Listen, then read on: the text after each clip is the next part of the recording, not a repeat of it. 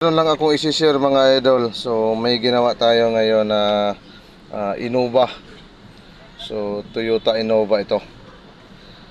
Binaklas natin yung manibela niya. Ang issue rito ay walang busina. So ang point ko rito sa ating kuan is kung paano natin matuntun kaagad ang wiring ng busina. Itong dalawa, itong dilaw na to ay airbag yan. Ito namang nag-iisa yan.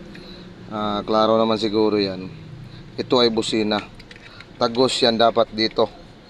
Ayan. Pag tumagos yan, ibig sabihin goods ang ating spiral coil. So maraming term dito. Meron ding coil spring.